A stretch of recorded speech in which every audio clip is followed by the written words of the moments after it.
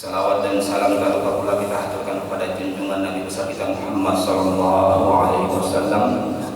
Mungkin tidak jenuh-jenuhnya kami untuk mengingatkan agar memperbanyak selawat baik di pagi maupun di sore hari, atau setidak-tidaknya mengucapkan Allahumma shalli wa sallim alaihi sebagai jawaban setiap kali kita mendengar nama Nabi Muhammad sallallahu alaihi wasallam diucapkan oleh orang lain.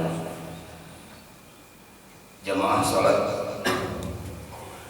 Zuhur Masjid As-Salam yang dimuliakan oleh Allah, yang besar tak dihimbau gelar dan yang kecil tak disebut nama, mudah-mudahan kita termasuk orang yang mendapatkan rahmat Allah Subhanahu wa taala. Adapun materi kita pada hari ini adalah yaitu kiat yang bisa kita lakukan agar doa kita dikabulkan oleh Allah Subhanahu wa taala. Kiat ini saya ambil dari YouTube yang disampaikan oleh Profesor Dr. Nur Abdus Somad MA. Kenapa ini perlu saya sebutkan? Karena Imam Al-Qurtubi dalam tafsirnya, dalam muqaddimah tafsirnya mengatakan min barakatil ilmi azul qauli lil qailihi. Agar ilmu itu berkah, maka sebaiknya kita setiap kali mengutip pendapat orang lain, maka kita sebutkanlah saya pendapat siapa, walaupun nanti ayat Al-Qur'annya mungkin bisa kita mungkin kita tak tahu dari Al-Qur'an atau dari hadis. Ada beberapa hal yang bisa kita lakukan dalam melakukan doa agar doa kita itu diijabah oleh Allah Subhanahu wa taala. Mungkin ada yang berpikir, Pak Puji kenapa mengkaji tentang doa ini? Lagi-lagi ya, kalau ada masalah doa, kelihatannya saya sering baca doa sampai gelar saya ditambah SPDI, spesial pembaca doa Islam. Dan itu yang saya alami bukan di sini saja, di tempat lain pun begitu. Sampai jadi ada kawan sambil guyon mengatakan mudah-mudahan Bapak nanti gelarnya SPD, katanya SPD memang benar. Jadi diaminkan oleh malaikat. Mohon maaf, bukan bangga. Akhirnya saya pernah berdoa di depan Presiden Jokowi. Itulah tadi. Mungkin karena diaminkan dia. Saya pun tak sadar kok bisa saya berdoa di depan beliau. Walaupun yang saya dapat ya sekedar penghargaan saja, alhamdulillah. Artinya begitulah kalau kita berdoa yang baik-baik, ketika kita aminkan dan malaikat mengaminkan, apa saja bisa terjadi, maka jangan pernah berdoa yang tidak baik. Yang pertama yang bisa kita lakukan agar doa kita itu dijawab oleh Allah, setidaknya sebelum berdoa kita melakukan sholat sunnah. Sholat sunnah apa itu? Sholat sunnah mutlak atau sholat sunnah yang terikat, umpama sholat sunnah tahiyatul masjid, sholat sunnah duha, sholat sunnah tahajud. Begitulah sebaiknya dilakukan setelah sholat sunnah. Atau setidaknya sholat sunnah mutlak. Sholat sunnah mutlak itu berarti yang tidak ada terikat dengan sesuatu. Dia bukan sholat sunnah duha, dia bukan sholat sunnah tahajud dan sebagainya. Apakah ini satu keharusan? Tidak. Ya, ini tidak satu keharusan, tidak merupakan syarat, tidak merupakan rukun. Ya tidak. Tapi afdolnya disunnahkan kita untuk sholat sunnah terlebih dahulu sebelum kita berdoa. Yang kedua yaitu berselawat. Ya, berselawat. Jadi dalam berdoa itu hanya ada 4 yang berbahasa Arab. Kalau menurut almarhum Profesor Dr. Ramli, dalam berdoa katanya nggak perlu pakai a'udzubillahi minasyaitonirrajim, bismillahirrahmanirrahim, cukup dengan alhamdulillahirabbil alamin. Artinya mau pakai a'udzubillah, mau pakai bismillah atau mau nggak pakai nggak ada masalah. Tapi yang jelas dalam berdoa bahasa Arabnya ada 4. A'udzubillah, bismillah, selawat, alhamdulillah dan selawat. Dan setelah itu kita mau berdoa dengan bahasa Indonesia sah-sah saja. Boleh-boleh saja. Tapi syaratnya harus tetap berselawat, karena tanpa selawat doa kita ini akan tergantung antara langit dan bumi. Maka sebaiknya doa itu dibuka dengan selawat. Jadi ya, selawat. Yang kedua. Yang ketiga wudu. Ustaz Puji, Ustaz ini terbalik nih, harusnya wudu dulu baru sholat sunnah.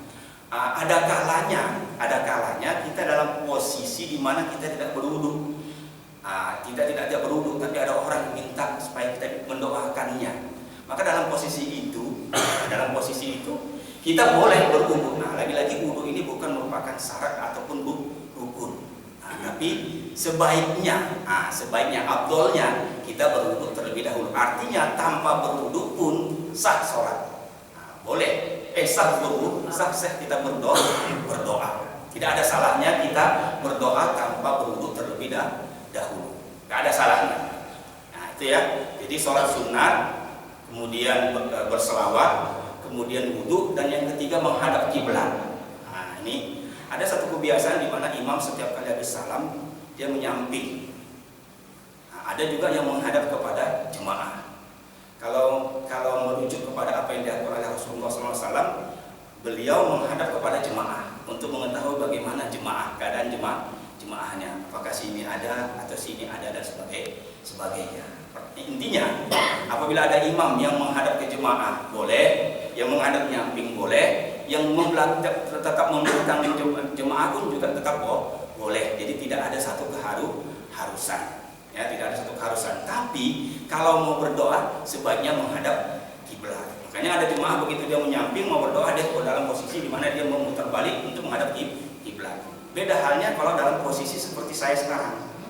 Nah, bagaimana? Atau di aula kita diminta doa, apakah kita harus menghadap kiblat? Tidak. Nah, jadi lagi menghadap kiblat ini bukan merupakan bagian dari syarat ataupun rukun. Nah, kalau memang menghadap kiblat jauh lebih baik. Jadi ini bagian dari yang abdolnya. Itu yang keempat. Yang kelima, Rasulullah SAW bersabda, la yastami'u mala'un fayad'u ba'duhum wa yu'amminuhu sa'iruhum illa stajaballahu du'ahum. Tidaklah berkumpul satu kelompok manusia kemudian satu membaca doa dan yang lainnya mengimamkan, kecuali Allah akan mengabulkan doa mereka. Artinya sebaik-baik doa itu adalah doa yang dilakukan secara berjemaah. Jadi Bapak Ibu, hal yang memotivasi saya kenapa setiap kali saya diminta untuk berdoa, lagi-lagi tadi bukan saya percaya diri, tidak. Nah, ya, walaupun nanti di antara syaratnya, di antara kiat yang harus kita lakukan untuk bisa mendapatkan dikabulkan oleh Allah, kita harus yakin bahwa doa kita itu dikabulkan oleh Allah. Tapi yang paling saya rasakan bahwa di antara kita ini ada yang keikhlasannya luar biasa, lebih besar, sehingga ketika mengaminkan Allah langsung mendengar dan diaminkan oleh malaikat. Nah, jadi sebaik-baik doa itu adalah doa yang dilakukan secara berjamaah. Jadi bukan tergantung siapa yang mendoakannya. Nah, tapi ada orang-orang yang mendoakannya. Nah, itu penting. Ya, jadi doa berjamaah dilakukan. Kali aja di antara kita ada orang yang memang lebih bersih hatinya. Nah, dari situlah kita berharap ketika dia mengaminkan doa kita itu dijawab oleh Allah Subhanahu wa taala. Hadis yang saya baca tadi itu adalah hadis Rasulullah SAW. Ya, tidaklah berkumpul suatu kelompok manusia kemudian satu berdoa dan yang lainnya mengaminkan, kecuali Allah akan mengabulkan doa mereka. Itu yang ke-5. Baru yang ke-6, pujian-pujian. Ya, Rabbana lakal hamdu kama yanbaghi li jalalika wajhikal karim wa azimi sultanik. Ada ya Mannan, ya Rahman, ya Fattah, ya Razik, ya Razzaq. Artinya sebelum berdoa, alangkah lebih baik kita mendahului dengan pujian-pujian kepada Allah Subhanahu wa taala. Makanya saya kalau sudah mengingat rezeki, saya selalu bilang ya Fattah, ya Razik, ya Razzaq, ya Fatihur Rizki. Nah, kalau saya ingin selamat dari segala mara bahaya, ya Qawi, ya Hafiz, ya Qawi, yang maha penjaga dan yang maha kuat. Itu selalu saya baca. Artinya apa? Dengan membaca pujian-pujian kepada Allah Subhanahu wa taala, maka itu adalah bagian dari cara yang Allah akan bisa lebih mendengar apa yang kita minta. Nah, tapi tadi pujian itu hanya ditujukan kepada Allah Subhanahu wa taala, bukan kepada manusia. Karena kalau pada manusia, kadang-kadang ini bisa menjadi jebakan setan yang membuat kita lupa diri. Walaupun di zaman sekarang ini kadang-kadang, ini zaman kita ini kan sepertinya ada zaman di mana kadang-kadang kalau kita nggak memuji diri, orang meremehkan, ada juga. Nah, ya kan? Orang sepele kali, kadang-kadang ada juga gitu. Tapi ya harapannya jangan berbuatlah, karena orang lain pasti akan tahu apa yang kita perbuat tanpa harus kita memuji diri sendiri. Karena dengan memuji diri sendiri itu adalah perangkap setan. Ijabul mar'i bi nafsihi wa nutu bi aqlihi, kata Imam Ali radhiyallahu anhu. Kekaguman seseorang terhadap dirinya itu adalah menandakan kelemahan akalnya. Aku yang paling hebat. Nah, itu kalau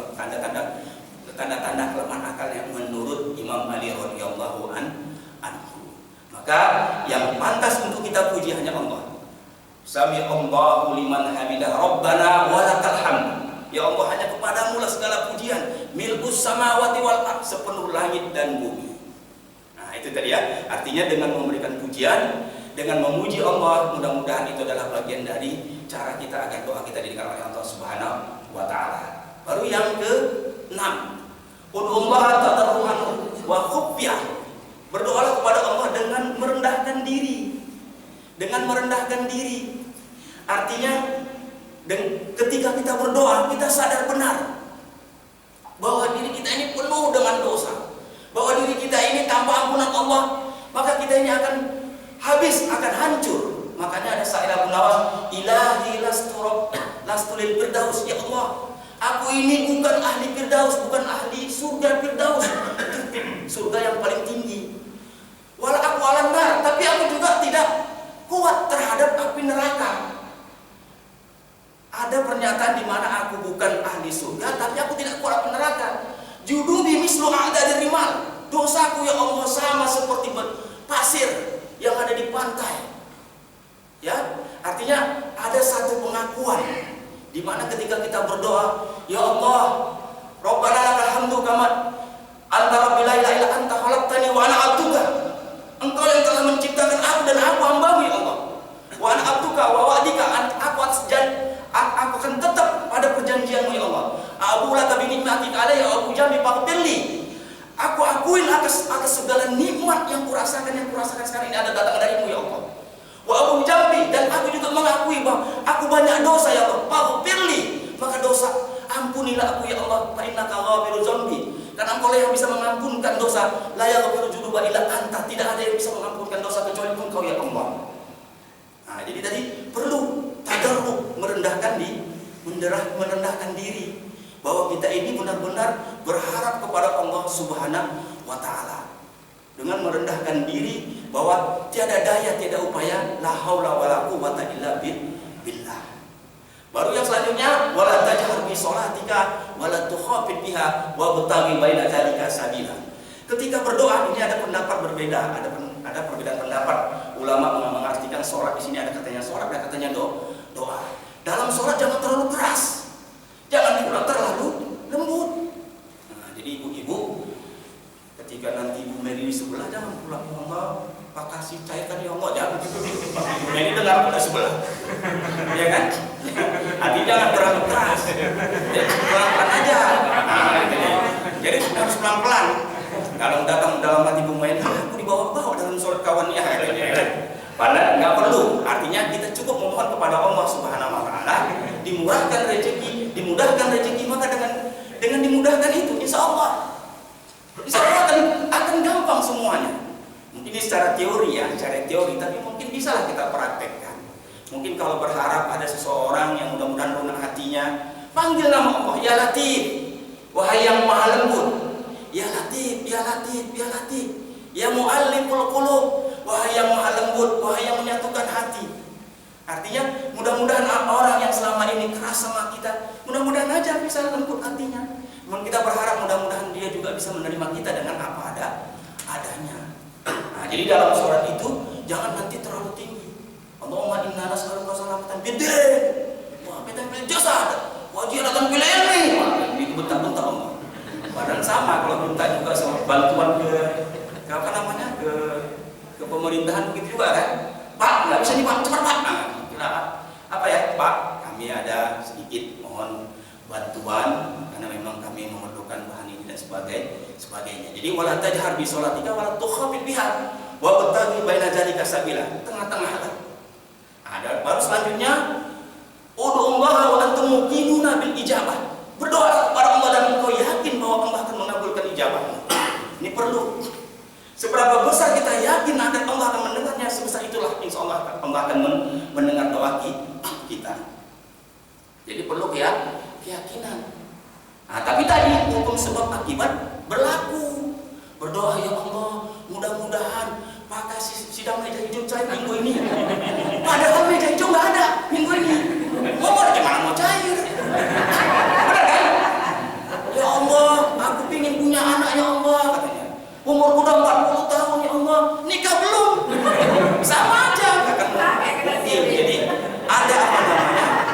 sebab akibat yang perlu dilakukan supaya kita benar-benar meyakini bahwa tadi ya, apa yang kita minta itu harus kita yakini bahwa Allah mendengar.